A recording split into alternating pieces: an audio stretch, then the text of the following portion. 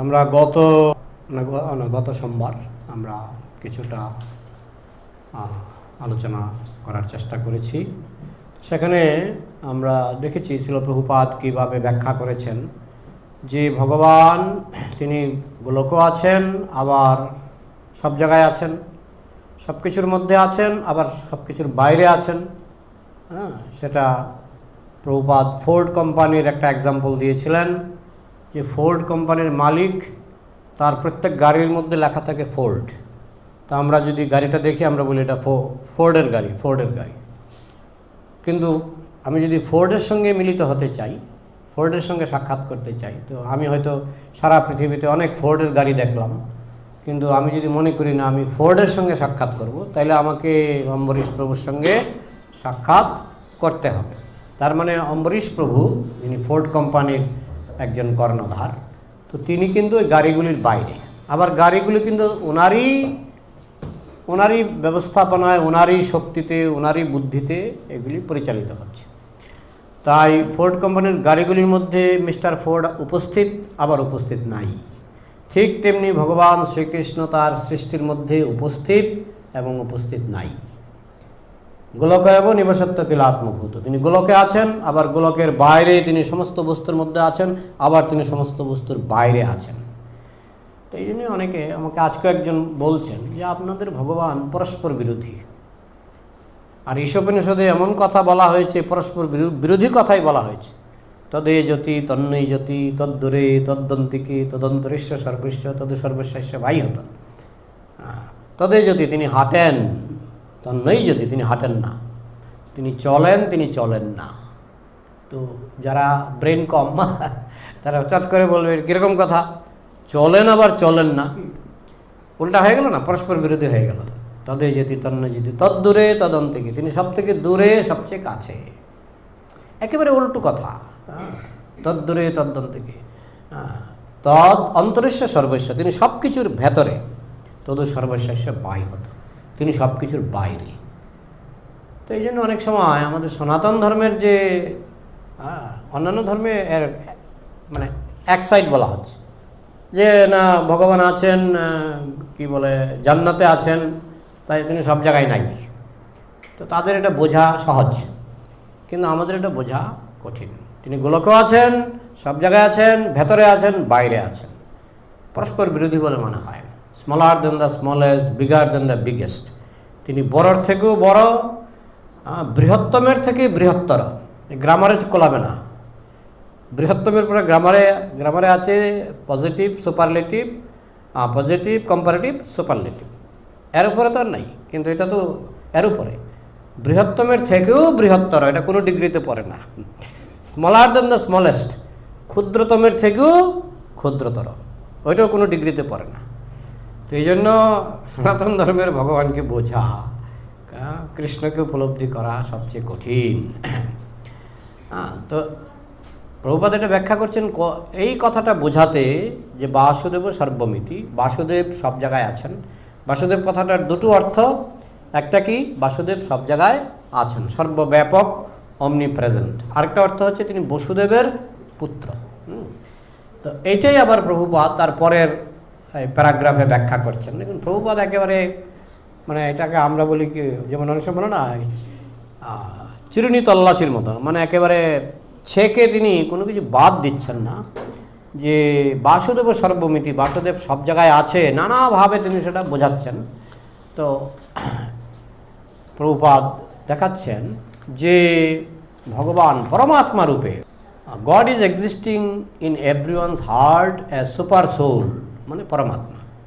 এটা কিন্তু বাসুদেব সর্বমিতি। ওম নমো ভগবতে বাসুদেবায়, আমি ভগবান বাসুদেবকে প্রণাম করি। তার মানে বাসুদেব মানে যিনি সব জায়গায় উপস্থিত আছেন, অনুপরমাণুতে আছেন, অন্ডান্তরস্থ পরমাণু চয়ান্তরস্থম, আবার প্রতিটি জীবাত্মার পাশে বসে আছেন।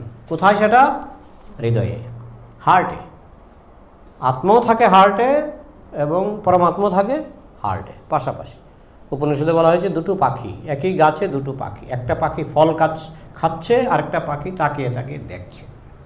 তো ফল খেতে খেতে অনেক সময় সে লঙ্কাও খেয়ে ফেলে, যখন লঙ্কা খায় তখন ঝাল লাগে, তখন সে গাছ ছেড়ে দৌড়ায়, তখন দ্বিতীয় পাখিটা কী করে? দ্বিতীয় পাখিটাও দৌড়ায়। এত বড় বন্ধু পরমাত্মা, দ্বিতীয় পাখিটা হচ্ছে পরমাত্মা, তার কাজ প্রধানত পাহারা দেওয়া। উপদ্রষ্টা অনুমন্তা চ ভর্তা ভোক্তা মহেশ্বর, পরমাত্মার 5টা লক্ষণ ভগবদ্গীতায় বলা হয়েছে। উপদ্রষ্টা মানে সাক্ষী। কোর্টে গেলে সাক্ষী লাগে তো,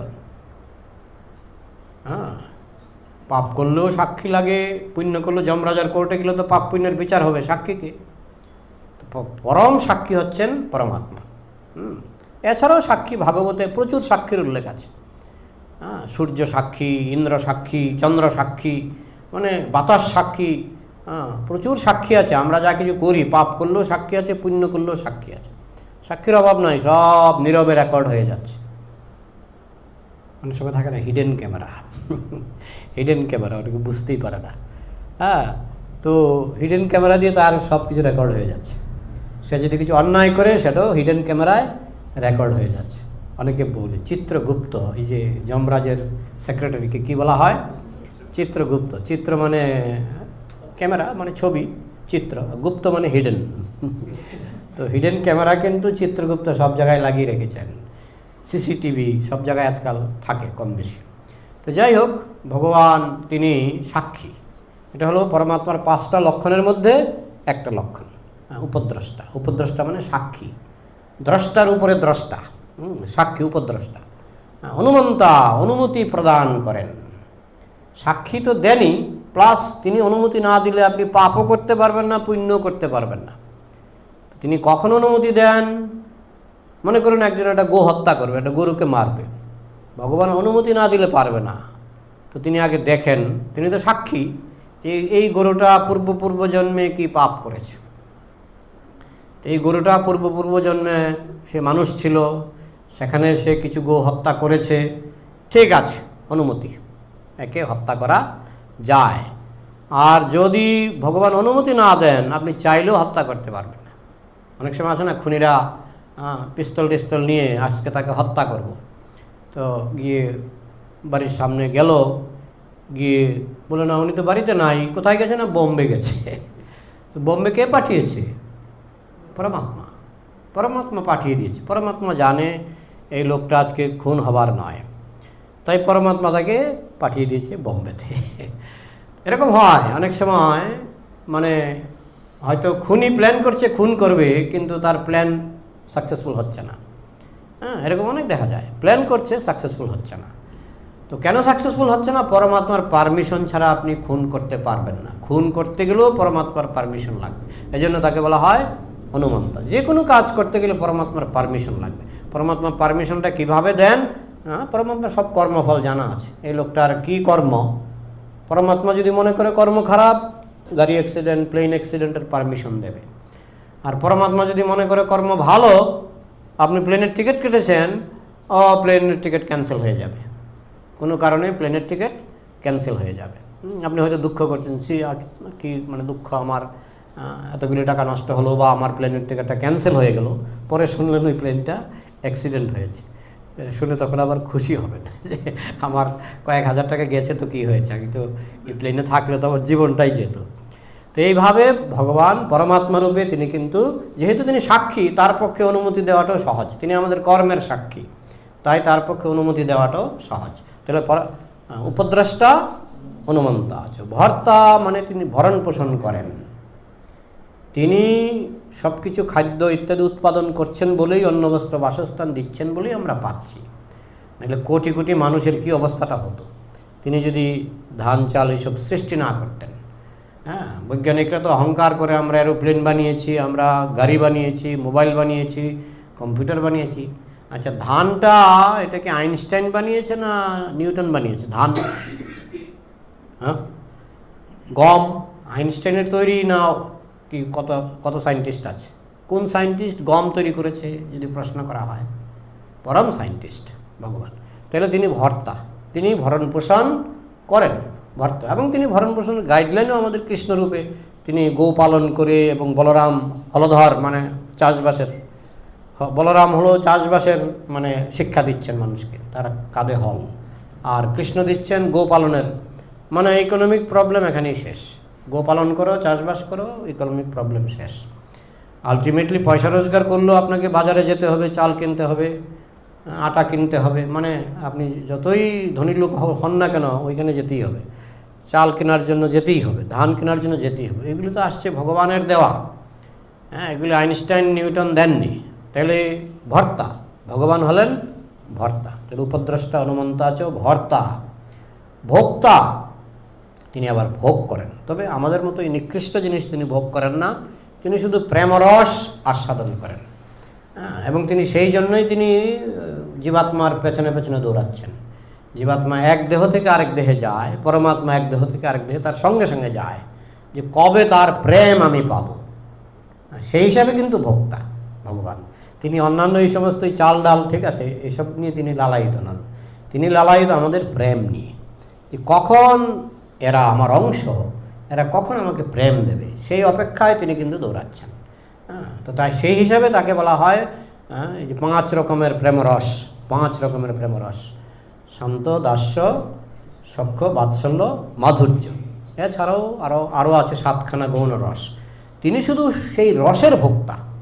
হ্যাঁ হ্যাঁ, তবে তাকে যদি নিবেদন করা হয় প্রেম সহকারে, তিনি খাবারও গ্রহণ করেন, কিন্তু সেটা প্রেমের জন্য। তিনি আসলে হচ্ছেন প্রেমের ভোক্তা, সেই জন্য তাকে বলা হয় ভোক্তা, ভর্তা, ভোক্তা। মহেশ্বর মানে মহাকন্ট্রোলার। মহেশ্বর কথাটা কখনো মালিক অর্থে বোঝায়, আবার কখনো কন্ট্রোলার অর্থে বোঝায়। তিনি নিয়ন্ত্রণ করেন খুব স্বচ্ছন্দে, স্বাভাবিক জ্ঞান বল ক্রিয়াচ। তিনি তার নিয়ন্ত্রণ করার জন্য লাফালাফি করতে হয় না, ভালো নিয়ন্তা। আমি দেখেছি একটা মন্দির উদ্বোধন হচ্ছে, টেম্পল প্রেসিডেন্ট বসে বসে গল্প করছেন। হ্যাঁ, তো আমি দেখছি এদিকে সুন্দর প্রশ্ন উত্তর চলছে, এদিকে যজ্ঞ চলছে, হ্যাঁ, এদিকে প্রসাদ বিতরণ চলছে, এদিকে নাটক চলছে, কিন্তু টেম্পল প্রেসিডেন্ট কয়েকজন ব্রহ্মচারীর সঙ্গে বসে বসে খুব রসিয়ে রসিয়ে গল্প করছেন।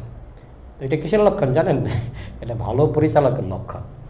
আর খারাপ পরিচালক কী করবে? এখান থেকে একটা লাভ দেবে, এখান থেকে একটা লাভ, এইটা করো, এটা করো, এটা করো, এটা করো, এটা করো, এইটা হয়নি, এটা হয়নি, লাফিয়ে লাফিয়ে মরবে। যে ভালো পরিচালক নয় সে লাফিয়ে লাফিয়ে মরবে, আর যে খুব ভালো পরিচালক, উত্তম পরিচালক, সে কিন্তু নির্বিকার, কিন্তু সব কিছু সুন্দরভাবে পরিচালিত হয়। তো ভগবান শ্রীকৃষ্ণ সেরকম, তিনি অনন্ত শেষ নাগের উপর চোখ বন্ধ করে শুয়ে আছেন, পারফেক্টলি পরিচালনা চলছে, পারফেক্টলি পরিচালনা চলছে, তাই না? তো পরমাত্মাকে বলা হয় মহেশ্বর। মহেশ্বর মানে তিনি নিয়ন্তা, কন্ট্রোলার, আর কি না, তিনি সব কিছুর মালিক। মহেশ্বর কথাটা দুটো অর্থে বোঝায়, ঈশ্বর পরম কৃষ্ণ।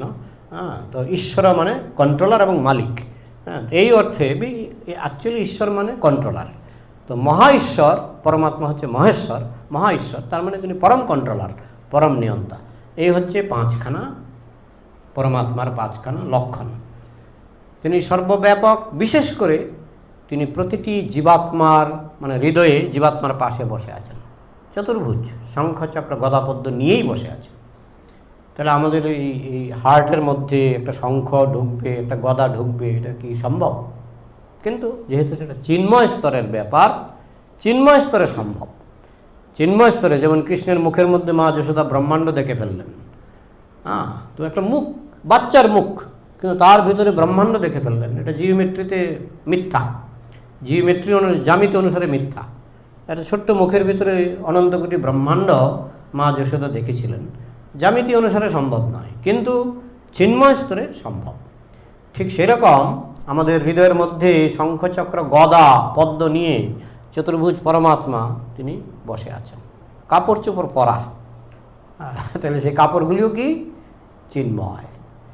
তিনি হলুদ কাপড় সাধারণত পরেন, তিনি যেভাবে আছেন পুরোটাই চিন্ময়, যার ফলে এটা আমাদের মস্তিষ্কে ঢুকবে না, কিন্তু শাস্ত্রে এইভাবে আছে।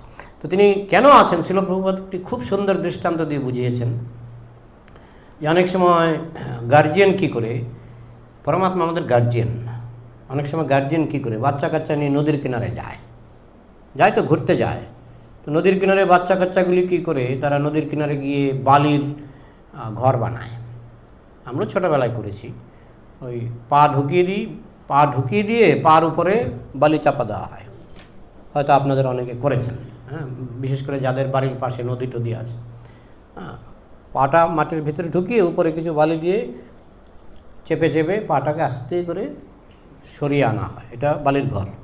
তারপরে বালি দিয়ে ডাল রান্না করা, বালি দিয়ে পায়েস রান্না করা, পোলাও রান্না করা, বালির লাড্ডু, আবার চুচু করে খাওয়া। সে তো বাচ্চারা করে। তো গার্জিয়ান কী করে তখন গার্জিয়ান কি গিয়ে এইসব বালির ঘর বানায় না। গার্জিয়ান হয়তো দেখা গেল নদীর কিনারে একটা বট গাছ আছে, গার্জিয়ান হয়তো সেখানে হয়তো অনেক নদীর কিনারে, যেমন আমি দেখেছি বহরমপুরে খুব সুন্দর করে ঘাট বানিয়েছে সরকার, সেখানে বসার খুব সুন্দর সুন্দর আসন আছে, সুন্দর সুন্দর বসার জায়গা এবং বাগান টাগান আছে। সেখানে অনেক লোক গিয়ে বিকালবেলায় বা সারাদিনই দু একজন লোক বসে থাকে। তো গার্জিয়ানরা কী করে, হয়তো কোনো একটা গাছের নিচে বা কোনো একটা চেয়ারে বসে থাকে, বসে তার চোখ কোথায়, গার্জিয়ানের চোখ কোথায়? বাচ্চার দিকে। কেন? নদীর জলে ডুবে যে মরে যেতে পারে।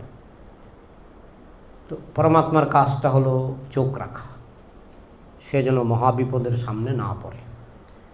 হ্যাঁ, তার যদি খারাপ কর্ম থাকে নিশ্চয়ই সে শাস্তি পাবে, সেই জন্য পরমাত্মা মাঝে মধ্যে অনুমতি দিয়ে দেবেন। কিন্তু সাধারণত পরমাত্মা চান না একটা অকারণে একটা দুর্ঘটনা ঘটুক। গার্জিয়ান যেমন সবসময় বাচ্চার দিকে তাকিয়ে থাকে, ঠিক সেরকম পরমাত্মা সব সময় আত্মার দিকে তাকিয়ে আছেন, সব সময় 24 ঘন্টা। আত্মা কি? ওই যে সাক্ষী। হ্যাঁ, আবার গার্জিয়ান কি করে? অপেক্ষা করে। পরমাত্মা অপেক্ষা করে। সাধারণত বলা হয় গোলকে যাওয়ার পর আর পরমাত্মার প্রয়োজন হয় না, সেখানে কৃষ্ণই পরমাত্মা। কেউ যখন গোলকে প্রবেশ করে তখন এই চতুর্ভুজ পরমাত্মার আর প্রয়োজন পড়ে না, তিনি ওই গোলকের গেটেই ছেড়ে দিয়ে চলে আসেন। তখন কৃষ্ণই পরমাত্মার ভূমিকাটা নেভান। কৃষ্ণ ডাইরেক্ট সাক্ষাৎ তখন পরমাত্মার ভূমিকা নিয়ে নেন। তার আগে পর্যন্ত পরমাত্মা অপেক্ষা করে। ওই যে গার্জিয়ান বটগাছের নিচে অপেক্ষা করছে, কিসের অপেক্ষা? যে এই বালির পায়েস খেতে খেতে একসময় তাদের ঠিক খিদে লাগবে, তাই না? ওই গার্জিয়ানের কাছে কিন্তু বিস্কুট থাকে, বিস্কুট বা পুরি হালুয়া এসব থাকে। তো গার্জিয়ান নিয়ে বসে থাকে, জানে এই বালির পায়েস খেতে খেতে বা বালির ঘরে খেলা করতে করতে তার একসময় বিরক্তি আসবে। একসময় সে কতক্ষণ খেলবে? খেলারও তো একটা ধৈর্য আছে, সে আর কতক্ষণ খেলবে? খেলতে খেলতে যখন তার আর ভালো লাগবে না, তার খিদে লাগবে, সে দৌড়ে আসবে। তখন তার মনে পড়বে যে এখানে বাবা মা বট গাছের তলায় বসে আছে। ঠিক তেমনি আমরাও যখন এই মায়ার জগতে মায়ার খেলা খেলতে খেলতে, মায়া সুখ, যেটা ওই বালির পায়েসের মতো, মায়া সুখ ভোগ করতে করতে যখন আমরা ক্লান্ত হয়ে পড়ব, তখন আমরা ফিরে তাকাবো পরমাত্মা কোথায়। সেই জন্য পরমাত্মা অপেক্ষা করছে। গার্জিয়ান যেমন গাছের তলায় বসে বসে ঘণ্টাখানেক কমপক্ষে অপেক্ষা করে, পরমাত্মা জন্ম জন্মান্তর ধরে অপেক্ষা করছে। তাহলে যখন এখানে বলা হচ্ছে ওং নমো ভগবতে বাসুদেবায়, এটা একটা অর্থ যে ভগবান বাসুদেব রূপে তিনি সমস্ত জীবের অন্তরে, সমস্ত আত্মার মধ্যে, আত্মার পাশে তিনি উপস্থিত। তাহলে বাসুদেব সর্বমিতি, বাসুদেব সব কিছু, বাসুদেব সব জায়গায় আছে, অমনি প্রেজেন্ট। এটার একটা অর্থ তিনি পরমাত্মা রূপে আমাদের অন্তরে উপস্থিত আছেন। In this way try to understand everything is God but everything is not God.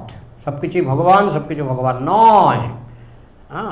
যেমন সূর্য এবং সূর্যের আলো, সূর্যের আলোটা সূর্যই, আবার সূর্য নয়, তাই না? আমার ঘরে যখন সূর্যের আলো প্রবেশ করে জানালা দিয়ে, আমি যদি চিৎকার শুরু করি সূর্য ঘরে ঢুকেছে, সূর্য ঘরে ঢুকেছে, তো লোকে কী বলবে? লোকটা বোকা। আমার ঘরে সূর্যের আলো ঢুকেছে, এক হিসাবে সূর্যের অংশ, সূর্য থেকেই এসছে, একদম ডাইরেক্ট কানেক্টেড, সূর্যের সঙ্গে একদম সরাসরি যোগাযোগ আছে, তাই না? তাহলে সূর্যের আলোটাও সূর্যই, কিন্তু তবু সূর্য পৃথক। ঠিক সেরকম এই সংসারে আমরা যা কিছু দেখি সবই বাসুদেব, কিন্তু তারপরেও বাসুদেব পৃথক রূপে অবস্থান করেন। Nowadays the theory, scientist theory is going on that life is made of chemicals. এটা নিয়ে অনেক আলোচনা হয়েছে যে বৈজ্ঞানিকরা মনে করে জড়বস্তু থেকে প্রাণের সৃষ্টি।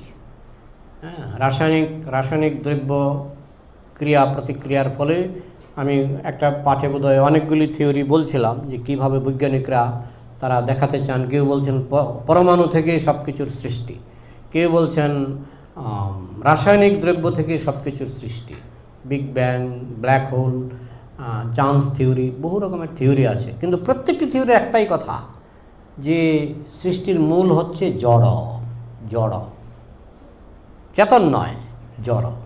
আপনি বিজ্ঞানের যত থিওরি আনবেন প্রত্যেকটির কথা একটাই, যে সৃষ্টির মূলে হচ্ছে জড়। কিন্তু আমাদের কথা হলো সৃষ্টির মূলে হচ্ছে অভিজ্ঞ। এই যে ওই আমাদের এই শ্লোকে আছে অভিজ্ঞ। অভিজ্ঞ কি জড় না চেতন? আমি যদি লোকটা অভিজ্ঞ, জড় না চেতন? চেতন। ঠিক তেমনি ভগবান হচ্ছেন অভিজ্ঞ। অভিজ্ঞ মানে চেতন। যেমন মাইকের দৃষ্টান্ত দেওয়া হয়েছিল, যে এই মাইকটা যিনি বানিয়েছেন তিনি অভিজ্ঞ। আমরা বলতে পারি যে তিনি মাইক বানানোর ব্যাপারে অভিজ্ঞ। তো মাইক যদি নষ্ট হয়, আমি যদি এরকম একজন লোক পাই যিনি মাইক বানানোর ব্যাপারে অভিজ্ঞ, তাহলে আমি তার কাছে গেলেই তিনি বুঝতে পারবেন যে কোথায় মাইকটা ডিস্টার্ব করছে, তাই না? তো ঠিক সেরকম এই সংসার যিনি বানিয়েছেন, এই সংসার যিনি প্রকাশ করেছেন, যিনি সৃষ্টি করেছেন, তার একটা গুণ হচ্ছে তিনি অভিজ্ঞ। হ্যাঁ, এটা দেখুন বিজ্ঞানের দ্বারাও কিন্তু সব বৈজ্ঞানিক নয়। একজন বৈজ্ঞানিকের নাম হয়তো আপনারা সকলেই শুনেছেন, লুই পাস্তুর। লুই পাস্তুর কিন্তু লুই পাস্তুর একটা সুন্দর কোটেশন আছে, যে তোমরা এখন বলছো যে জড় থেকে প্রাণের সৃষ্টি, হয়তো ভবিষ্যতে তোমরা বলবে প্রাণ থেকে জড়ের সৃষ্টি, প্রাণ থেকে জড়ের সৃষ্টি। হ্যাঁ, আমার গুরু মহারাজ এই নিয়ে একটা পরীক্ষা নিরীক্ষা, বৈজ্ঞানিক পরীক্ষা করার চেষ্টা করছিলেন। একটা জারের মধ্যে কিছু অক্সিজেন আগে থেকেই কিছু অক্সিজেন ঢোকানো হয়েছে, তার মধ্যে কিছু মাটি রাখা হয়েছে, কিছু জল রাখা হয়েছে, আর একটা মটর দানা। তো সেগুলি মাটি রাখার আগে ওজন করা হলো। মনে করুন মাটি রাখা হয়েছে মনে করুন 50 গ্রাম, আমরা ওজনটা হিসাব করবেন। জল রাখা হয়েছে মনে করুন আরও 50 গ্রাম, তাহলে কতটুকু হলো? 100 গ্রাম। মটরের দানাটা 5 গ্রাম, তাহলে কত গ্রাম হলো? 105 গ্রাম। অক্সিজেনের ওজন করা হয়েছে, অক্সিজেনটা মনে করুন 10 গ্রাম, তাহলে কত হলো? 115 গ্রাম। আচ্ছা, জারের ভিতরে সব একদম এয়ার টাইট করে এটাকে ওই মটরের দানাটা মাটির যে মাটি আছে ভেতরে, মাটির মধ্যে রাখা হয়েছে। কিছুদিন পরে এখানে সব আছে, অক্সিজেন আছে, মাটি আছে, জল আছে, মটর দানাটা থেকে একটা কী বেরোলো? অঙ্কুর, একটা গাছ বেরোলো। গাছটা সামান্য বড় হতেই পুরোটাকে আবার মাপা হলো। কত হয়েছিল আগে? 115, দেখা গেলো হয়ে গেছে 116 কি 17 গ্রাম। কয় গ্রাম বাড়লো? 2 গ্রাম কোথা থেকে এলো? আমার গুরু মহারাজ প্রশ্ন করলেন, এই 2 গ্রাম কোথা থেকে এলো? কারণ এখানে তো জার তো টাইট, জারের বাইরে থেকে আর অক্সিজেন ঢুকতে পারেনি। তাহলে যে 10 গ্রাম অক্সিজেন ছিল সেখানে 11 গ্রাম অক্সিজেন হওয়ার কোনো চান্স নাই। যে 50 গ্রাম মাটি ছিল সেখানে 51 গ্রাম মাটি হওয়ার কোনো চান্স নাই। তাহলে বাড়তি যে 2 গ্রাম, এটা কোথা থেকে এলো? বলুন, ইন্টারেক্টিভ। কিন্তু এলো কোথা থেকে? এটা কি মাটি থেকে বেরোলো না জল থেকে বেরোলো? এই যে এক্সট্রা 2 গ্রাম, এটা কোথা থেকে এলো? কোথা থেকে এলো? মটর দানার ভিতরে একটা আত্মা আছে, মটর দানার ভিতরে একটা আত্মা আছে, সেটা প্রাণ, লাইফ। সেখান থেকে 2 গ্রাম জড়বস্তু সৃষ্টি হয়েছে। তাহলে ম্যাটার কামস ফ্রম লাইফ। ম্যাটারগুলি লাইফ থেকে আসে, তার মানে এই পৃথিবীটা একটা ম্যাটারের পিণ্ড, এটা লাইফ থেকে এসেছে। 2 গ্রাম যদি লাইফ থেকে আসতে পারে, 2 কোটি গ্রামও লাইফ থেকে আসতে পারবে। ফর্মুলা তো একটাই, 2 গ্রাম জড়বস্তু যদি প্রাণ থেকে উৎপন্ন হতে পারে, অটোমেটিক্যালি আমি সিদ্ধান্ত নিতে পারি অনন্ত কোটি গ্রহ নক্ষত্র প্রাণ থেকে এসছে। সেই প্রাণ হচ্ছে অভিজ্ঞ কৃষ্ণ বাসুদেব, সেই প্রাণ। আবার লাইফ কামস ফ্রম লাইফ, দুটো জিনিস, একটা হলো ম্যাটার কামস ফ্রম লাইফ, আরেকটা হচ্ছে লাইফ কামস ফ্রম লাইফ। জীবনও আবার জীবন থেকে আসে, এটার প্রমাণের কোনো অভাব নাই। প্রভুপাদ তো বলছেন যেদিকে হাত বাড়াবে সেদিকেই প্রমাণ। জীবন থেকে জীবন আসে, লেবু গাছ থেকে লেবু গাছ হয়, আম গাছ থেকে আম গাছ হয়, হ্যাঁ, মানুষ থেকে মানুষের সন্তান হয়, কুকুর থেকে কুকুরের সন্তান হয়, এর প্রমাণের অভাব নাই। জীবন থেকে যে জীবন আসে এর প্রমাণের অভাব নাই। তারপরও কি করে এই সমস্ত বুদ্ধু বৈজ্ঞানিকরা তারা বলে যে জড় থেকে প্রাণ আসে, কিসের ভিত্তিতে? একটা প্রমাণ পেয়েছে আজ অবধি। একবার ওই যে চান্স থিওরি করে যে নোবেল পুরস্কার পেয়েছেন, উনি বক্তৃতা দিচ্ছিলেন, আমার গুরু মহারাজ সেখানে উপস্থিত ছিলেন। তো বলছেন, না সরি, এটা কেমিক্যাল ইভলিউশন থিওরি। তো সেখানে আমার গুরু মহারাজ উপস্থিত ছিলেন। বলছেন যে কি কি কেমিক্যাল থেকে প্রাণ হয় আমাকে বলুন, আমি বাজার থেকে সেগুলি কিনে আপনাকে দেব, আপনি সেখান থেকে একটু প্রাণ তৈরি করে দেবেন। হ্যাঁ, সেটা আমি বলতে পারছি না, 7 চর দিলেও পারবে না। তারা প্রাণ তৈরি করতে পারে না, তো নোবেল পুরস্কারগুলি পাচ্ছে কি করে? হ্যাঁ, তার মানে কি, ওই আমাদের ভাগবত বলা হয়েছে, সবিত বরাহষ্ট খর হই সংস্থিত পুরুষ পশু নজত কর্ণ পথু পেত জাত নাম গদাগ্রজ। গাধা গাধার প্রশংসা করে। সবিত বরাহ, বিট বরাহ মানে যে বিষ্টাভুজি শুকর, বিট বরাহ, উষ্ট মানে উঠ, খর মানে গাধা। হ্যাঁ, সবিত বরাহষ্ট খর হই সংস্থিত পুরুষ পশু। হ্যাঁ, তারা ওই পশুগুলি পশুর প্রশংসা করছে, নোবেল পুরস্কার দিয়ে দিচ্ছে। একবারও প্রশ্ন করে না যে আপনি যে বলছেন কেমিক্যাল থেকে প্রাণের উৎপত্তি হয়েছে, বানিয়ে দেখান।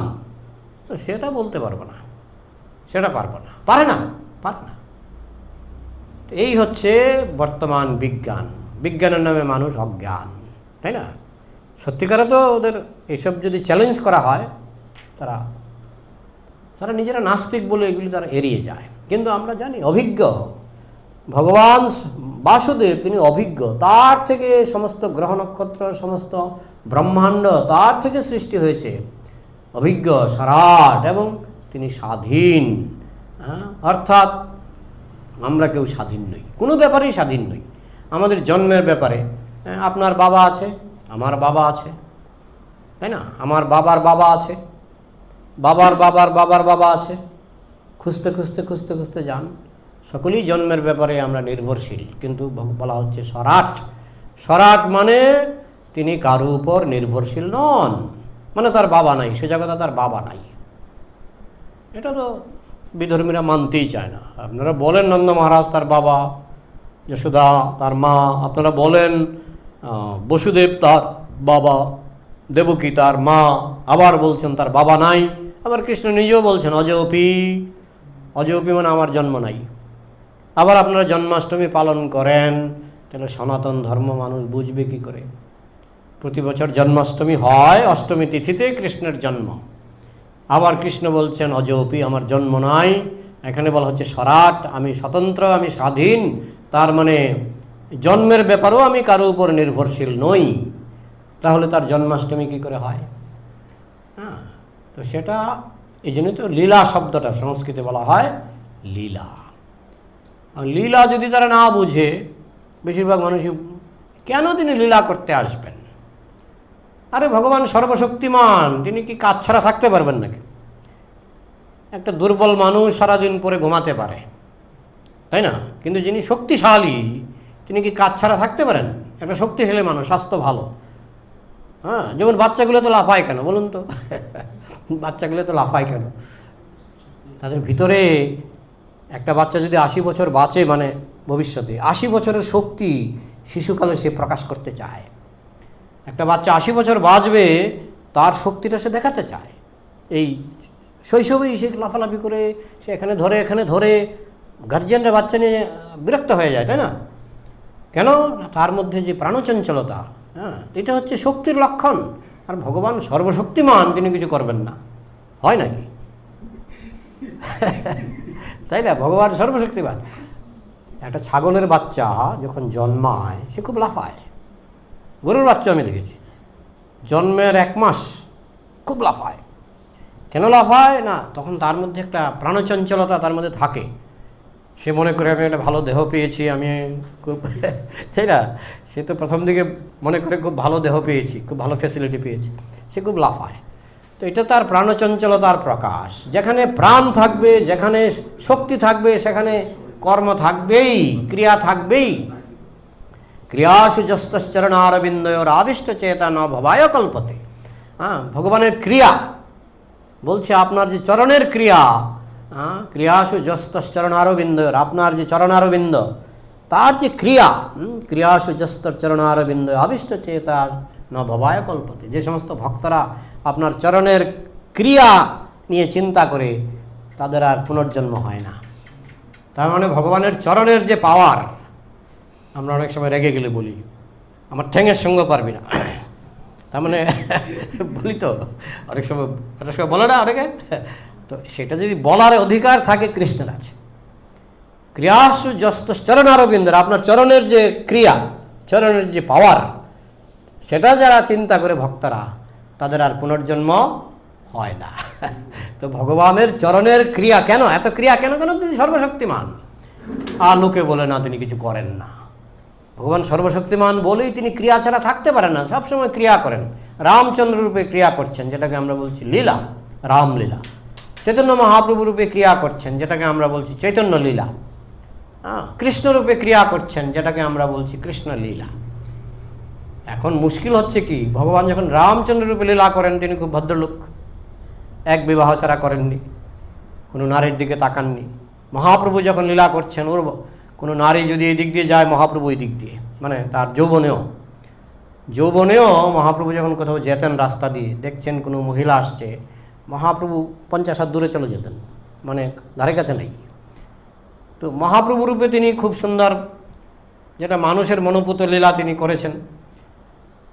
রামচন্দ্র রূপেও তিনি যে লীলা করেছেন, একপত্নী ব্রত, এক পত্নী ছাড়া তিনি বিবাহ করেননি, খুব মর্যাদা পুরুষোত্তম।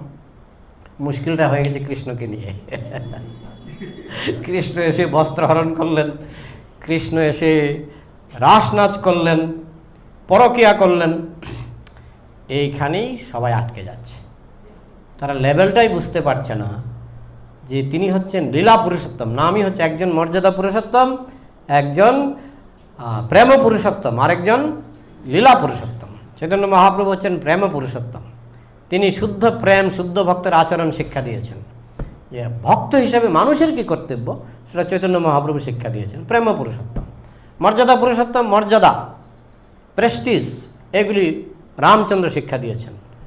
যার জন্য একপত্নী ব্রত, যারা একপত্নী গ্রহণ করে, লোকে তাদেরকে একটু হলেও সম্মান করে, মানে বেশি পত্নী, ব্রহ্মচারীর সম্মান তো আরও বেশি, কিন্তু যারা বহুপত্নী গ্রহণ করে, লোকে কিন্তু কম বেশি হলেও তাদের প্রতি অতটা শ্রদ্ধার ভাব থাকে না, তাই না?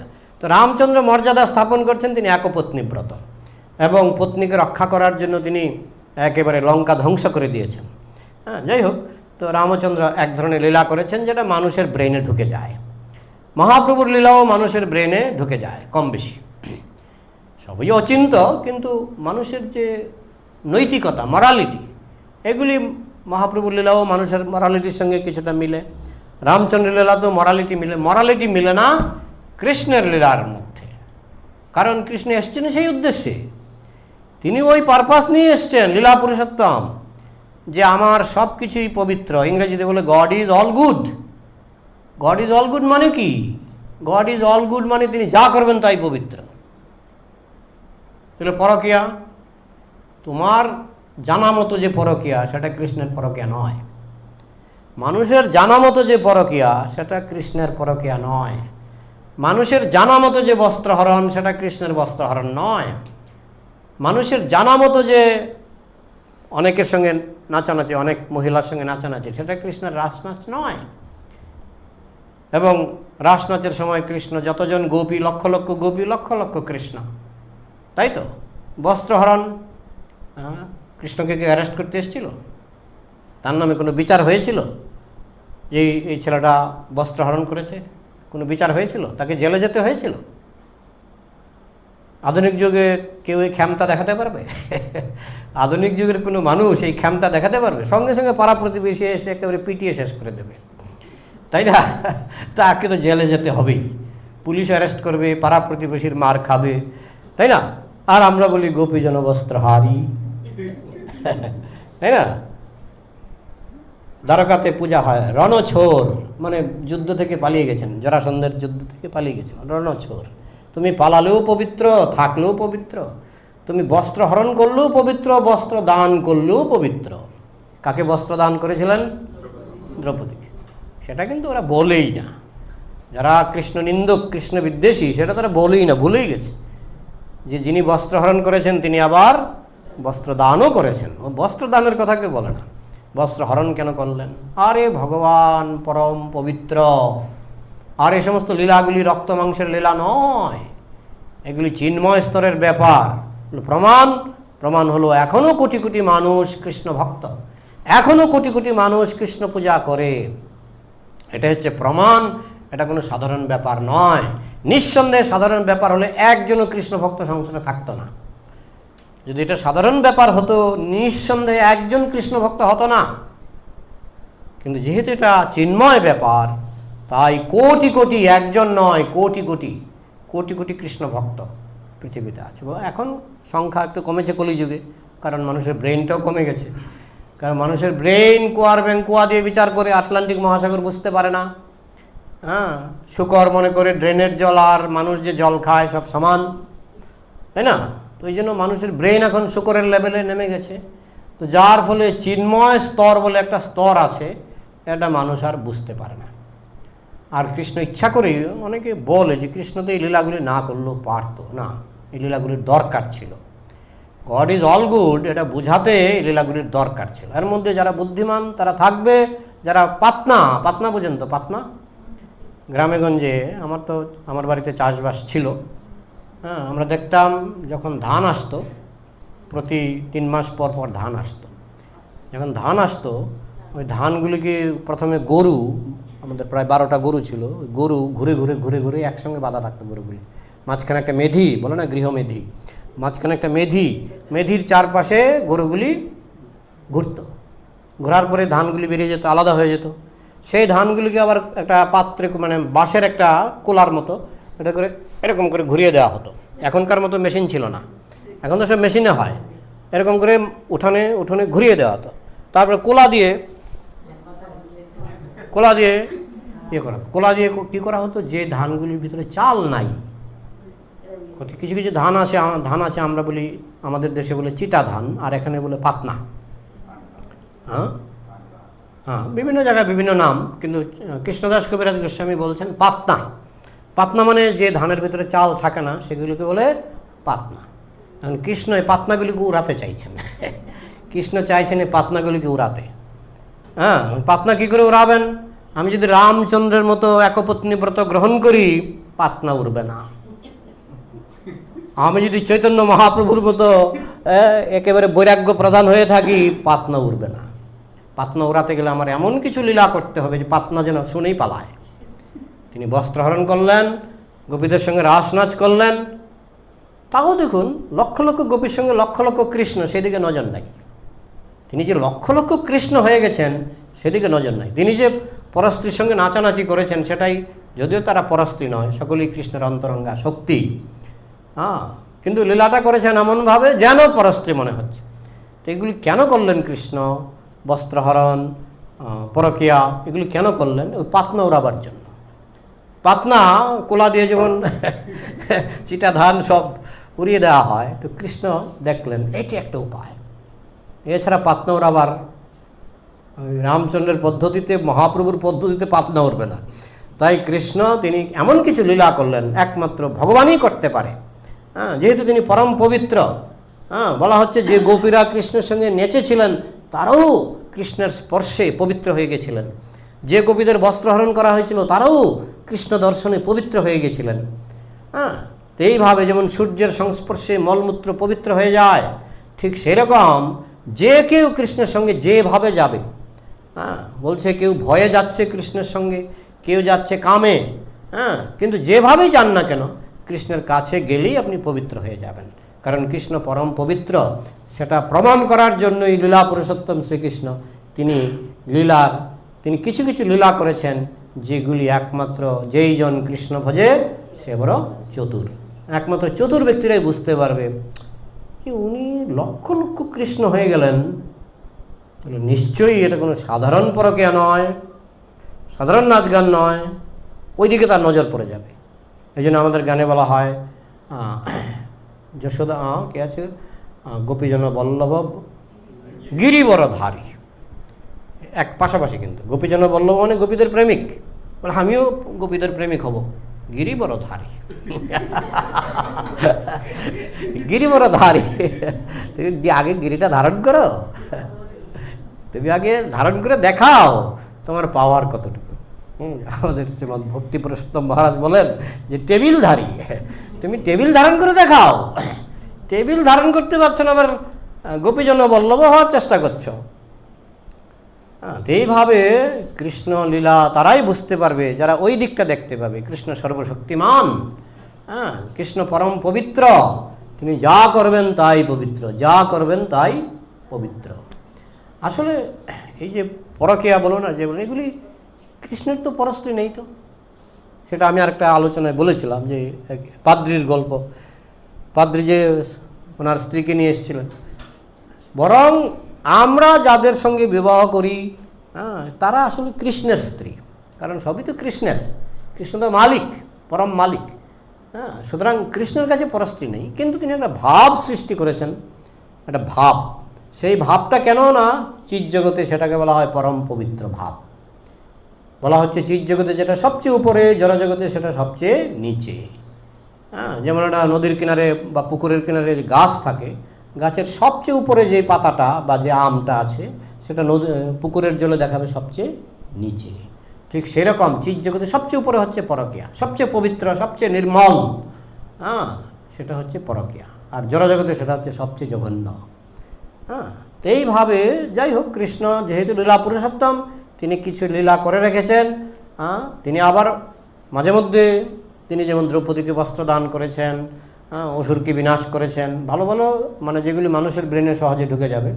কিন্তু এমন কিছু লীলা তিনি করে গেছেন সেগুলি পাতনাদের জন্য, চিটা ধান তারাবার জন্য, যাতে যারা বুদ্ধিমান নয় তারা যাতে আগে ভাগে কৃষ্ণ নিন্দা করার সুযোগ পায়, সেই জন্য কৃষ্ণ এগুলি করেছেন।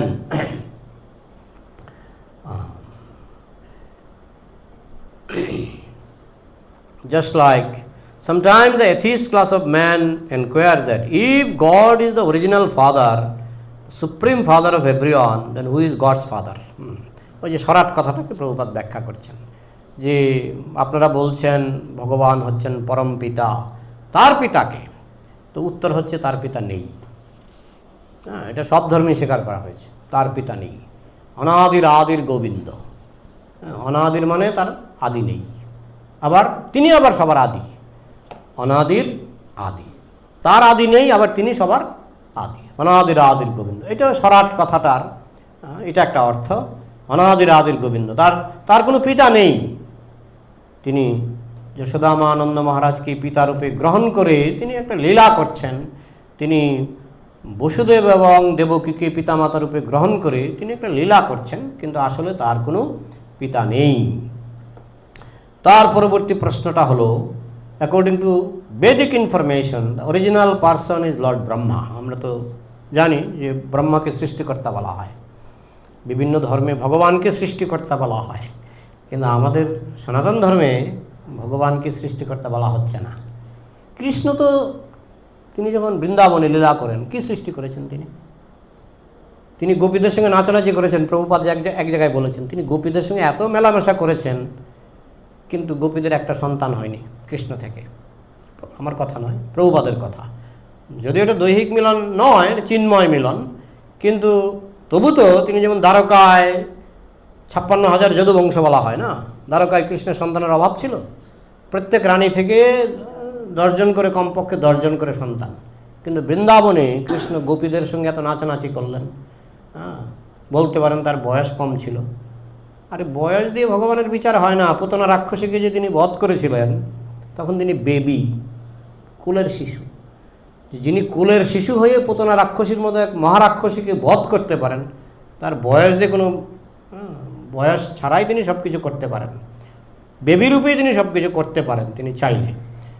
কিন্তু আমরা দেখি বৃন্দাবন লীলায় তিনি কোনো কিছু, বলতে গেলে কোনো কিছু সৃষ্টি করেননি, সেখানে তিনি সৃষ্টি করেন না। তারপরে কৃষ্ণ থেকে বলরাম, বলরাম থেকে প্রথম চতুর্ভুহ থেকে শঙ্কর্ষণ থেকে নারায়ণ, নারায়ণ থেকে দ্বিতীয় চতুর্ভুহ থেকে মহাবিষ্ণু, সেখান থেকে সৃষ্টি শুরু। জড়জগতের যেটাকে আমরা বলি সৃষ্টি, যার ইতিহাস আছে, খ্রিস্টাব্দ ইত্যাদি আছে, তারিখ দেওয়া যায়, সেটা সৃষ্টি হয়েছে মহাবিষ্ণু থেকে। তার আগে পর্যন্ত খ্রিস্টাব্দ বা বঙ্গাব্দ কিছুই নাই, তার আগে পর্যন্ত সব মানে নিত্য, পার্মানেন্ট। সৃষ্টির ইতিহাস শুরু হয়েছে মহাবিষ্ণু থেকে। তাই তারা যে বলে সৃষ্টিকর্তা সৃষ্টিকর্তা, আরে সৃষ্টিকর্তা ভগবানের অংশের অংশের অংশের অংশের অংশের অংশের অংশ, তিনি হচ্ছেন সৃষ্টিকর্তা। এর মধ্যে ব্রহ্মার একটা ভূমিকা আছে। ব্রহ্মা যদিও জীবতত্ত্ব, সৃষ্টিকর্তা হতে গেলে যে ভগবানই হতে হবে এমন নয়। ব্রহ্মা তিনি গর্ভদক্ষায় বিষ্ণুর নাভি থেকে ব্রহ্মার জন্ম। হ্যাঁ, তো ব্রহ্মাও কিন্তু সৃষ্টিকর্তা, তাকে বলা হয় গৌণ সৃষ্টিকর্তা। মহাবিষ্ণুকে বলা হয়, মহাবিষ্ণু, গর্ভদক্ষায় বিষ্ণু, ক্ষীরদক্ষায় বিষ্ণু, তাদেরকে বলা হয় মুখ্য সৃষ্টিকর্তা। বিশেষ করে মহাবিষ্ণু, তাকে বলা হয় মুখ্য সৃষ্টিকর্তা। হ্যাঁ, আর ব্রহ্মাকে বলা হচ্ছে গৌণ সৃষ্টিকর্তা। স্বর্গ বিসর্গ, অত্র স্বর্গ বিসর্গশ্চ স্থানং পুষণম উতয়। স্বর্গ মানে প্রধান সৃষ্টি, সেটা মহাবিষ্ণু, উপাদানগুলি মহাবিষ্ণু দেন। আর ব্রহ্মা তিনি গৌণ সৃষ্টি, ব্রহ্মাণ্ডগুলিকে জোড়াতালি দিয়ে জীব সৃষ্টি করা, সেগুলি গৌণ সৃষ্টি। উপাদানগুলি পাওয়ার পর যে সৃষ্টি, সেটা ব্রহ্মা করেন। সেটা আবার ব্রহ্মা সেই ইঞ্জিনিয়ারিং বিদ্যা কোথা থেকে শিখলেন? বলছেন হৃদয় থেকে। তেনে ব্রহ্ম হৃদয়, প্রভুপাদ ওইটাই ব্যাখ্যা করছেন। তেনে ব্রহ্ম হৃদয়, ব্রহ্মার হৃদয়ে কৃষ্ণ সব জ্ঞান দিয়ে দিলেন, তাকে সামনেও আসতে হয়নি। তো সেই যে ব্রহ্মা যে জ্ঞানটা পেলেন হৃদয়ে, কিভাবে পেলেন? কারণ ব্রহ্মার হৃদয়েও পরমাত্মা আছে। বাসুদেব সর্বমিতি, বাসুদেব সব কিছু, বাসুদেব সর্বব্যাপক, ব্রহ্মার হৃদয়েও আছে। তাহলে ব্রহ্মা যে সুযোগটা পেয়েছিলেন, সেটা আপনিও পেতে পারেন, আমিও পেতে পারি, কারণ আমাদের হৃদয়েও পরমাত্মা বসে আছেন। ভগবানের সঙ্গে কনসাল্ট করে কাজ করা, এটা ব্রহ্মা পেয়েছিলেন সুযোগটা। ভগবানের সঙ্গে কনসাল্ট করে তিনি বিশ্ব ব্রহ্মাণ্ড তৈরি করলেন, সমস্ত ব্রহ্মাণ্ডে প্রজা সৃষ্টি করলেন, প্রাণী সৃষ্টি করলেন। কার সঙ্গে কনসাল্ট করে? পরমাত্মার সঙ্গে কনসাল্ট করে। হৃদয়ে তেনে ব্রহ্ম হৃদয়, হৃদয়ে বসে আছেন ভগবান, সেই ভগবানের সঙ্গে কনসাল্ট করে ব্রহ্মা সব কিছু করলেন। সেই সুযোগটা কিন্তু আপনারও আছে, আমারও আছে, কিন্তু আমরা ব্রহ্মার মতো পারছি না। কেন? তার কারণ হচ্ছে আমরা সেই পরমাত্মাকে উপলব্ধি করতে পারছি না, তার সঙ্গে আমাদের সম্পর্ক স্থাপিত হচ্ছে না। পাপের ফলে আমরা এমনভাবে ভগবানকে ভুলে গেছি। হ্যাঁ, যেমন বাচ্চাগুলি নদীর কিনারে এমনভাবে বালির খেলায় মত্ত হয়েছে, তার বাবা মাঝে বট গাছের তলায় বসে আছে, ভুলে গেছে। আমরা পরমাত্মাকে ভুলে গেছি, যার ফলে আমরা কিন্তু প্রতিটি কাজের আগে পরমাত্মার সঙ্গে কনসাল্ট করতে পারি। আমরা যদি সত্যি সত্যি শুদ্ধ পবিত্র জীবনযাপন করি, তাহলে আমরাও কিন্তু পরমাত্মার সঙ্গে কনসাল্ট করে করে কাজ করতে পারি। নিখুঁত কাজ হবে এবং অসম্ভব সম্ভব হবে। যেমন ব্রহ্মা অসম্ভবকে সম্ভব করেছিলেন। তিনি যে গৌণ সৃষ্টিকর্তা, হ্যাঁ, সমস্ত গ্রহ নক্ষত্র এবং প্রত্যেক গ্রহ নক্ষত্রের মধ্যে যে প্রাণী, সেটা কিন্তু ব্রহ্মা সৃষ্টি করেছেন পরমাত্মার পরামর্শ অনুসারে। তিনি ব্রহ্ম হৃদয় আদি কবি। হ্যাঁ, তো এইভাবে পরমাত্মা যেমন ব্রহ্মাকে উপদেশ দিয়েছিলেন, তিনি আপনাকেও উপদেশ দিতে পারেন, আমাকেও উপদেশ দিতে পারেন। সেটা গীতাতে কৃষ্ণ ঘোষণা করেছেন। তেষাম সতত যুক্তানাম ভজতাম প্রতিপূর্বকম দদামি বুদ্ধিযোগম তম যেন মাম উপজান্তি তে। তেষাম সতত যুক্তানাম, যিনি সব সময় আমার চিন্তায় মগ্ন, কৃষ্ণ চিন্তায় মগ্ন, ভজতাং প্রীতিপূর্বকম, প্রেম সহকারে আমার ভজনা করে, দদামি বুদ্ধিযোগম তম, আমি ঠিক ব্রহ্মাকে যেভাবে হৃদয়ে বসে তাকে যেভাবে আমি বিশ্ব ব্রহ্মাণ্ড সৃষ্টি করার বুদ্ধি দিয়েছিলাম, যে ভক্তরা সবসময় আমার চিন্তায় মগ্ন, দদামি বুদ্ধিযোগম তম, আমি তাদেরকে বুদ্ধি দান করি। কি বুদ্ধি? যেন মাম উপজান্তিতে, যে বুদ্ধির দ্বারা তারা আমার ধামে চলে আসবে, গোলক ধামে চলে আসবে। তা আমরা যদি ভগবানের এই প্রস্তাব স্বীকার করি, যে ঠিক আছে, এখন থেকে আপনার নির্দেশ মতো জীবনযাপন করব, সবসময় আপনার সেবায় মগ্ন হব, তাহলে কি হবে? যেমন ভগবান বলছেন, সর্বধর্মান পরিত্যজ্য মাম একং শরণং ব্রজ, সব ধর্ম ছেড়ে আমার চরণে চলে আসো। তা আমি যদি সেই প্রস্তাব, ভগবানের সেই প্রস্তাব স্বীকার করি, ভগবানের নির্দেশ মতো জীবনযাপন করি, ব্রহ্মা যে সুযোগ পেয়েছিলেন আমিও সেই সুযোগ পাব। অর্থাৎ আমার হৃদয়ে যে পরমাত্মা বসে আছেন, তিনি আমাকে দদামি বুদ্ধিযোগম তম, আমি তাকে বুদ্ধি দান করব এবং সেই বুদ্ধির দ্বারা সে আমার কাছে ফিরে আসতে পারবে। যোগিনামপি সর্বেষাং মদ্গতেন অন্তরাত্মনা শ্রদ্ধাবান ভজতি যো মাং সমে যুক্ততম মতা। তো সেই যোগী হচ্ছে সর্বশ্রেষ্ঠ, যে যোগী সবসময় কৃষ্ণ চিন্তায় মগ্ন থাকে। কারণ কৃষ্ণ চিন্তায় মগ্ন থাকলেই কিন্তু পরমাত্মা আপনার সঙ্গে ইন্টারাকশন শুরু করে দেবে। যখন দেখবি এই লোকটা কৃষ্ণ চিন্তায় মগ্ন, কৃষ্ণ সেবায় মগ্ন, তখন বলা হচ্ছে যোগীদের মধ্যে সর্বশ্রেষ্ঠ যোগী। আর যোগী মানে কানেকশন। যোগ বিয়োগ, বিয়োগ মানে ডিসকানেকশন, আর যোগ মানে কানেকশন। কার সঙ্গে কানেকশন? অন্তত প্রাথমিক স্তরে পরমাত্মার সঙ্গে কানেকশন। প্রাথমিক শুদ্ধ ভক্ত না হওয়া পর্যন্ত পরমাত্মা গাইড করে। শুদ্ধ ভক্ত হলে কৃষ্ণ পরমাত্মার ভূমিকা নিয়ে নেয়। হ্যাঁ, তো এই জন্য বলা হচ্ছে যোগিনামপি সর্বেশাম, এই সমস্ত যোগী মানে যাদের সঙ্গে পরমাত্মার কানেকশন হয়েছে, মদ্গত অন্তরাত্মনা, যারা সবসময় মদ্গত কৃষ্ণগত প্রাণ। ভক্তি বেদান্ত কহে শ্রীগীতার গান, শুনে যদি শুদ্ধ ভক্ত কৃষ্ণগত প্রাণ, যারা কৃষ্ণগত প্রাণ, তারা এইভাবে, তারা হচ্ছে সর্বশ্রেষ্ঠ যোগী। কত রকমের যোগী আছে, কিন্তু সবচেয়ে শ্রেষ্ঠ যোগী হচ্ছে যারা কৃষ্ণগত প্রাণ মানে ভক্তি যোগী। হ্যাঁ, অষ্টাঙ্গ যোগীরা তারা 8 রকমের সিদ্ধি লাভ করে। অনিমা, লঘিমা, প্রাপ্তি, প্রাকাম্য, ঈশিতা, বসিতা, কামবশায়িতা, এরকম 8 রকমের সিদ্ধি আছে। হ্যাঁ, যেমন অনিমা মানে আপনি ছোট হয়ে যেতে পারবেন। হ্যাঁ, যেমন ত্রিলঙ্গ স্বামীর নাকি এটা ছিল। ত্রিলঙ্গ স্বামীকে একটা ঘরে ব্রিটিশরা তালা দিয়ে রেখেছিল, তো উনি একটা ঘরের ভিতরে একটা ছোট ছিদ্র পেয়েছে, সেই ছিদ্র দিয়ে উনি বেরিয়ে গেলেন। পরে ব্রিটিশরা তালা খুলে দেখে ত্রিলঙ্গ স্বামী ঘরে নাই। এটাকে কি সিদ্ধি বলে? অনিমা। লঘিমা মানে হালকা হয়ে যাওয়া।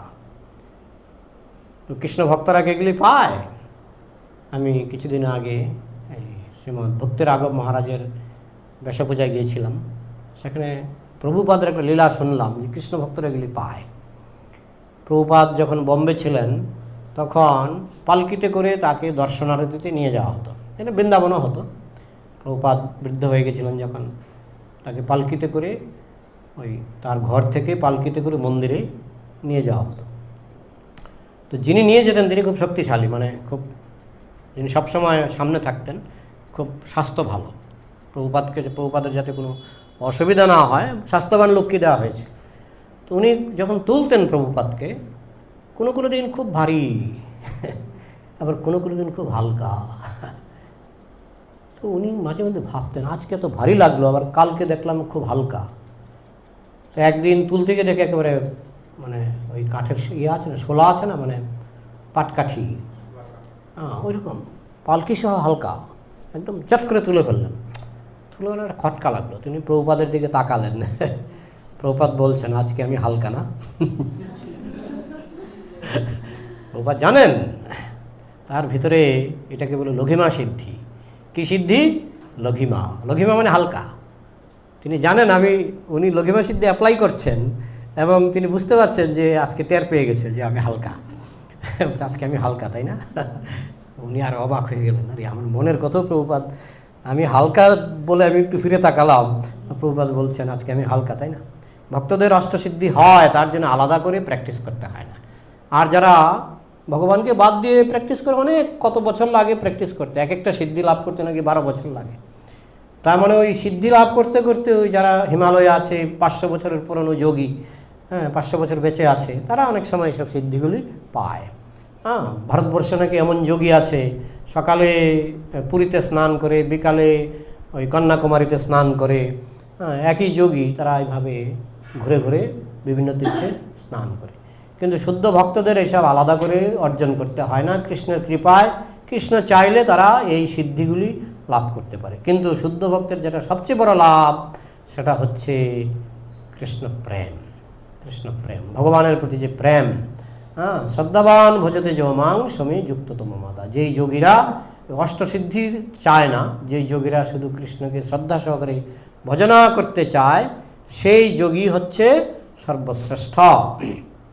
অল্প একটু আছে, শেষ করে দিই কেমন? তো এইভাবে যোগ ইন্দ্রিয় সংযম, যোগ মানে ইন্দ্রিয় দমন, বিশেষ করে মন সংযম।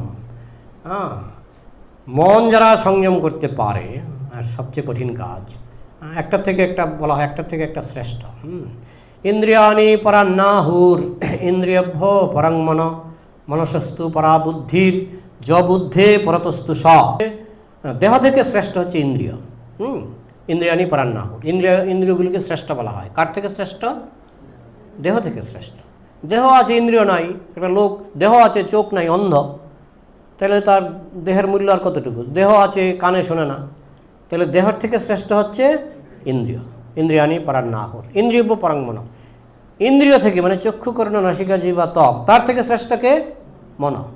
ইন্দ্রিয়ভ্য পরং মন, ইন্দ্রিয় থেকে শ্রেষ্ঠ হচ্ছে মন।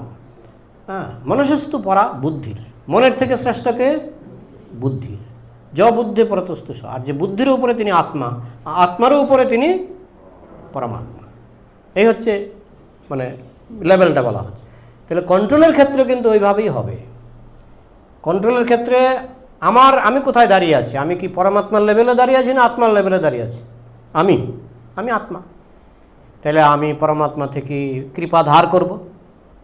যেহেতু আমি তো আর পরমাত্মা নই, আমি আত্মা, আমার পজিশনটা আমাকে বুঝতে হবে, আমি আত্মা। তাহলে এই যে এতগুলি বলা হলো, দেহ থেকে ইন্দ্রিয় শ্রেষ্ঠ, ইন্দ্রিয় থেকে মন শ্রেষ্ঠ, মন থেকে বুদ্ধি শ্রেষ্ঠ, বুদ্ধি থেকে আত্মা শ্রেষ্ঠ, আত্মা থেকে পরমাত্মা শ্রেষ্ঠ। আমি কোথায়? আমি আত্মা। তাহলে শক্তিটা উপর থেকে নিচে নামবে, পরমাত্মার কৃপা। কে চাইবে সেটা? আত্মা চাইবে। আত্মাকে কর্তব্য পালন করতে হবে, এমনি এমনি তো আর কৃপা নামবে না। আত্মা সেই শক্তিটা হ্যান্ড ওভার করবে বুদ্ধির কাছে, বুদ্ধি সেই শক্তিটা হ্যান্ড ওভার করবে মনের কাছে, মন সেই শক্তিটা হ্যান্ড ওভার করবে ইন্দ্রিয়ের কাছে, ইন্দ্রিয় সেই শক্তি হ্যান্ড ওভার করবে দেহের কাছে। এইভাবে দেহ কন্ট্রোল হবে, ইন্দ্রিয় কন্ট্রোল হবে, মন কন্ট্রোল হবে। ওই দিকে উপর থেকে নামতে হবে। আমি যদি নিচের থেকে উপরে ওঠার চেষ্টা করি, ফেলিওর। কিন্তু আমি যদি উপর থেকে, এটা স্বাভাবিক, সুপিরিয়র ইনফিরিয়রকে কন্ট্রোল করবে, এটাই স্বাভাবিক। ইনফিরিয়র কখনো সুপিরিয়রকে কন্ট্রোল করে না। তাই দেহ কখনো ইন্দ্রিয়কে কন্ট্রোল করতে পারবে না, কিন্তু ইন্দ্রিয় দেহকে কন্ট্রোল করতে পারবে, যেহেতু ইন্দ্রিয় সুপিরিয়র। আবার ইন্দ্রিয় কখনো নিজেকে কন্ট্রোল করতে পারবে না, কন্ট্রোল আসবে মন থেকে। মন আবার নিজেকে কন্ট্রোল করতে পারবে না যদি বুদ্ধির সাপোর্ট না পায়। আবার বুদ্ধি কখনো নিজেকে কন্ট্রোল করতে পারবে না যদি আত্মার সাপোর্ট না পায়। তার মানে উপর থেকে। আত্মা আবার নিজেকে কন্ট্রোল করতে পারবে না যদি পরমাত্মার কৃপা না পায়। তো এইভাবে প্রভুপাদ বলছেন যে এবং বুদ্ধে পরং বুদ্ধা, এইভাবে আত্মাকে বুদ্ধির উপরে বুঝতে পেরে এবং পরমাত্মাকে তার উপরে বুঝতে পেরে আমাদের কর্তব্য সম্পূর্ণরূপে কৃষ্ণ ভাবনায় ভাবিত হয়ে আমাদের নিজেদেরকে নিয়ন্ত্রণ করা। পলিসিটা যদি ঠিক থাকে আমরা সাকসেসফুল হব, পলিসির মধ্যে যদি ভুল থাকে আমরা ব্যর্থ হব। কারো কিছু প্রশ্ন আছে?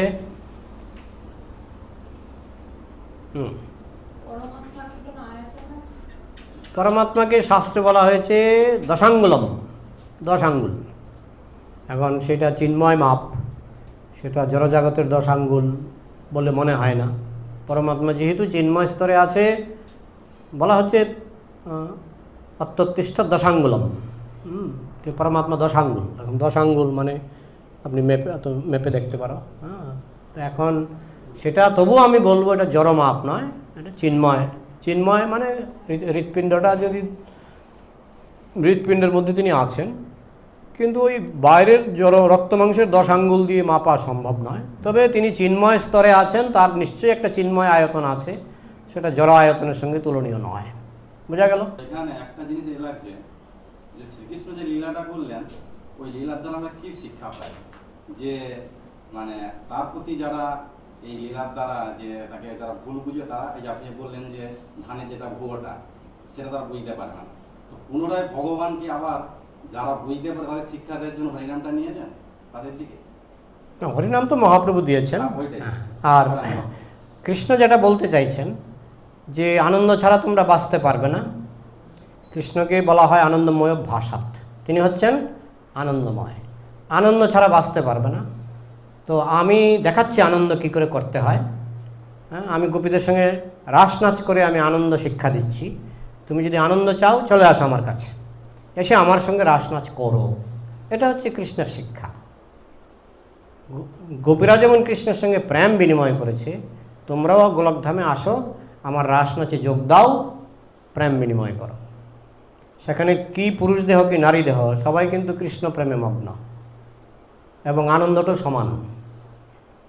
এটা হয়তো আমরা এই জগৎ থেকে বুঝতে পারবো না, কিন্তু কৃষ্ণ যেহেতু চিন্ময়, সম্পূর্ণ তার সব কিছুই চিন্ময়, আসলে এই দেহের মধ্যে যে আমরা কিছুটা সুখ পাই, কেন পাই? এখানে একটা চিন্ময় আত্মা আছে বলে।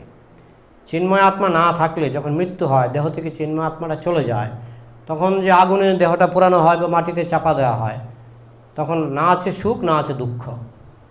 দেহটার মধ্যে যখন আত্মা থাকে তখন কিন্তু সুখ বা দুঃখ। ঠিক তেমনি কৃষ্ণ হচ্ছেন সমস্ত আত্মার উৎস, তিনি হচ্ছেন সম্পূর্ণ চিন্ময়, তার মধ্যে শুধু আনন্দ আর আনন্দ আর আনন্দ। কথাটা বুঝলাম? যখন ভক্তরা যখন সেখানে যাবে, তার সঙ্গে রাস নাচ করবে, হ্যাঁ, তখন ভক্তরা সেই আনন্দ সাগরে ডুব দেবে। সেই লোভটা দেখাবার জন্য, সেই লোভ দেখাবার জন্য কৃষ্ণ তিনি এই সংসারে এসে রাস নাচ করলেন। দেখো, তোমরাও আসো, তোমরা এসে আমার সঙ্গে যোগ দাও।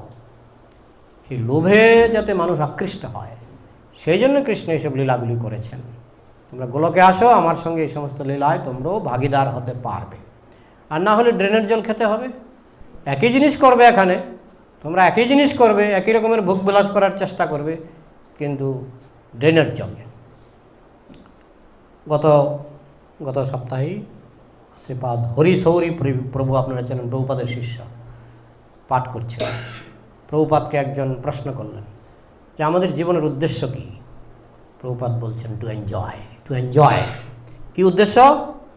To enjoy. তো সঙ্গে সঙ্গে কে মনে করবো তাহলে মদ খাই না। টু এনজয় মানে রাস নাচে যোগ দাও। টু এনজয় মানে ওই যেখানে কৃষ্ণ বস্ত্র হরণ করবে সেখানে যাও। হ্যাঁ, টু এনজয় মানে সেটা আমাদের করতে হবে। ওই মদ খেয়ে আর ওই সব ড্রেনের জল খেয়ে হবে না। হ্যাঁ, এই সংসারে এনজয়মেন্ট নাই, সব third class fourth class enjoyment, duplicate enjoyment, ড্রেনের জল। কৃষ্ণ বলছেন এসব ছাড়ো। তুমি চাইছো তো এগুলি চাইছো, তুমি আসো, আমি দেবো। তুমি যেগুলি চাইছো আমি সেগুলিই দেবো, বেটার কোয়ালিটি দেব। সেই জন্য কৃষ্ণ লোভ দেখাবার জন্য তিনি রাস নাচ করলেন। দেখো, বেটার কোয়ালিটি, তুমি আসো। এখন আমি তো ভাবছি, ওই যেমন শুয়োর আর ইন্দ্রের গল্প তো শুনেছেন। ইন্দ্র একবার শুয়োর হয়ে গেছিল, শূকরের জন্ম লাভ করেছিল। তো ব্রহ্মা এসেছিল, ব্রহ্মা এসে বলছে যে ঠিক আছে, তোমার গুরুদেব তোমাকে ক্ষমা করে দিয়েছে, তুমি এখন ফিরে চলো। বলছে স্বর্গে কি আমি যেখানে মলমূত্র খাচ্ছি স্বর্গেগুলি পাওয়া যায়? বলছে না না, এসব নাই, দূর, স্বর্গে কে যায়? আমাদের অবস্থাটা হয়ে গেছে এরকম। কৃষ্ণ বলছে গোলকে চলে আসো, আমার সঙ্গে রাস নাচ করবে, পরম আনন্দে পাগল হয়ে যাবে। আমি বলছি ওইসব আমরা এখানে যেগুলি চাইছি এগুলি পাওয়া যায়? মানে এগুলি পাওয়া যায় না। ওই শূকরের মতো অবস্থা হয়ে গেছে। বুঝতে পারলেন? বস্ত্রহরণ কৃষ্ণকে স্বামীরূপে চেয়েছিলেন। সেই চিন্ময় স্তরের ব্যাপার। প্রথমত কৃষ্ণকে তারা স্বামীরূপে চেয়েছিলেন। কৃষ্ণ হচ্ছেন অ্যাকচুয়ালি বিজি পারসন, তো তিনি স্বামীরূপে, এতগুলি গোপী, শত শত গোপী কৃষ্ণকে স্বামীরূপে চাইছেন।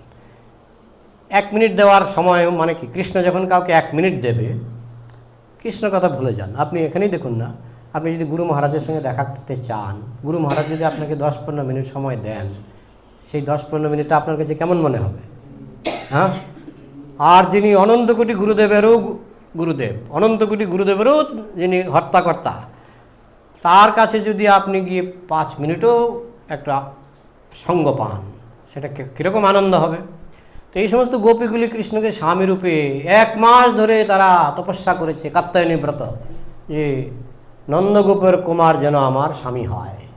প্রতিটি গোপী, শত শত গোপী কৃষ্ণকে স্বামীরূপে চেয়েছেন। আর কৃষ্ণ হচ্ছেন অ্যাকচুয়ালি তিনি, হ্যাঁ, তিনি ইচ্ছা করলে যেমন দ্বারকায় তিনি অনেককে স্বামীরূপে গ্রহণ করেছেন, কিন্তু তিনি সবাইকে তো সমান দেবেন না, এক একজনকে এক এক রকম দিয়েছেন। মা যশোদাকে যেরকম বাৎসল্য রস দিয়েছেন, মা দেবকীকে সেরকম দেননি, একটু পৃথক, তাদের কর্ম অনুসারে, তাদের তপস্যা অনুসারে, হ্যাঁ, তাদের ভাগ্য অনুসারে পৃথক পৃথক। তো এই সমস্ত গোপীরা তারা কৃষ্ণকে স্বামীরূপে চেয়েছেন, 1 মাস তপস্যা করেছেন, কৃষ্ণ স্বামীরূপে তাদের বস্ত্র হরণ করেছেন। কিন্তু তারপরেও সেটা রক্ত মাংসের নয়, গোপীদের দেহ রক্ত মাংসের নয়, কৃষ্ণের দেহ রক্ত মাংসের নয়, কিন্তু পরম আনন্দময়। হ্যাঁ, সে আনন্দটা রক্ত মাংসের দেহ দিয়ে বোঝাই যাবে না। দেবরাজ ইন্দ্র যখন শূকর হয়ে গেছিল, তাকে যখন বলা হয়েছিল যে তুমি স্বর্গে চলো, সেখানে অমৃত খাবে ডেইলি, বলে সেখানে ড্রেনের জল পাওয়া যায় না, সেখানে, হ্যাঁ, বোঝা আরে কী বলছো তুমি? বলছে না, তোমার স্ত্রী শচী সেখানে অপেক্ষা করছে, অপূর্ব সুন্দরী শচী। যে আমার এখানে সুন্দরী শুকুরি, তাকে ফেলে যেতে হবে। তো শেষে ব্রহ্মা কী করলেন? শুকরীকে হত্যা করলেন, বাচ্চাগুলিকে হত্যা করলেন। তারপরে তার জ্ঞান হলো, আরে ঠিকই তো, আমি তো নোংরা জায়গায় পড়ে আছি। তো আমাদের অবস্থাটা এটাই। কৃষ্ণের কাছে আপনি যখন যাবেন তখন আপনি বুঝবেন আনন্দ কাকে বলে, আনন্দময় ভাষাত। সেই লোভ দেখাবার জন্য কৃষ্ণ কিছু স্যাম্পল, সবার জন্য নয়, বুদ্ধিমান মানুষের জন্য কিছু স্যাম্পল দিলেন যে আমি লোভ দেখাচ্ছি, তোমরা আসো।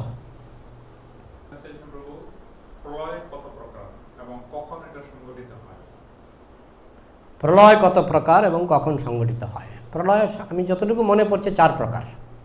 একটা হচ্ছে নিত্য প্রলয়, যেমন এই যে টেবিলটা, এই টেবিলটা কত বছর থাকবে? এই টেবিলটা কত বছর থাকবে? 50 বছর। তা 50 বছর তো হঠাৎ করে, এমন না যে 50 বছর পরে হঠাৎ করে ধ্বংস হয়ে যাবে। এটা আজকে থেকে ধ্বংস শুরু হয়েছে। ভেতরে অনুপরমাণুগুলি আস্তে আস্তে পুরনো হচ্ছে, আস্তে আস্তে পরিবর্তন হচ্ছে। আজকে থেকে কিন্তু মানে তৈরির দিন থেকে ধ্বংস শুরু হয়ে গেছে, তাই না? এই যে প্রলয়টা, প্রতিটি জিনিস আস্তে আস্তে নষ্ট হয়, আমাদের দেহটা আস্তে আস্তে নষ্ট হচ্ছে, এগুলিকে বলা হয় নিত্য প্রলয়। কেমন? তারপরে দ্বিতীয় হলো নৈমিত্তিক প্রলয়। নৈমিত্তিক প্রলয়টা যেমন সুনামি, ভূমিকম্প, এগুলি তো ডেলি হয় না, এগুলিকে বলে নৈমিত্তিক প্রলয়, বুঝেছেন? তারপর হচ্ছে আংশিক প্রলয়, যেটা স্বর্গ পর্যন্ত। ওই ব্রহ্মা যখন ঘুমাতে যান, ব্রহ্মার রাত্রিবেলায় স্বর্গ পর্যন্ত জলের তলায় ডুবে যায়, সেটা হচ্ছে আংশিক প্রলয়। আর ব্রহ্মা যখন মারা যান তখন একেবারে ব্রহ্মলোক থেকে শুরু করে পাতাল লোক পর্যন্ত গোটা ব্রহ্মাণ্ড মহাবিষ্ণু শরীরে ঢুকে যায়, সেটাকে বলে পূর্ণ প্রলয়। তো আমার যতটুকু মেমোরিতে আছে 4খানা প্রলয়: নিত্য প্রলয়, নৈমিত্তিক প্রলয়, আংশিক প্রলয়, পূর্ণ প্রলয়।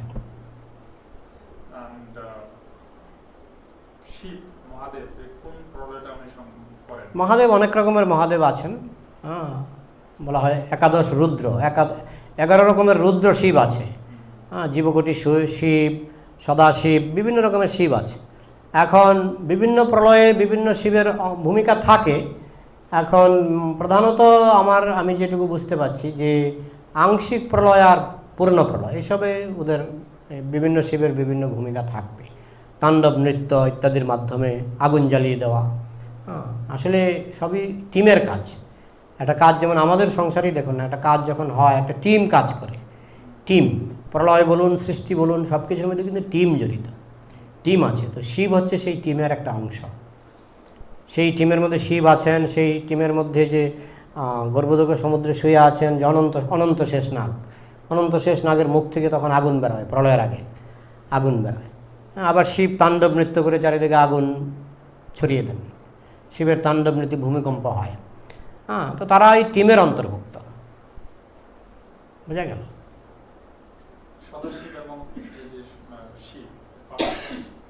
সদাশিব হচ্ছে ভগবান, বিষ্ণু তত্ত্ব।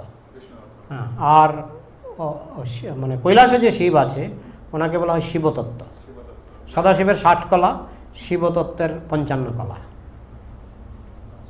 শিবতত্ত্ব কিন্তু জীবতত্ত্বের থেকে উপরে, 55 কলা, আর জীবতত্ত্বের 50 কলা।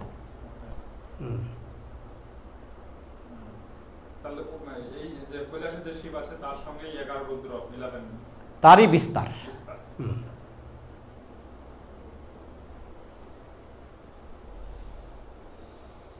জীবকোটি শিব মানে আপনিও শিব হতে পারেন, সেটাকে বলে জীবকোটি শিব। সেটা কর্মফলে দেবতার মতো, সেই শিবের খুব একটা নেই।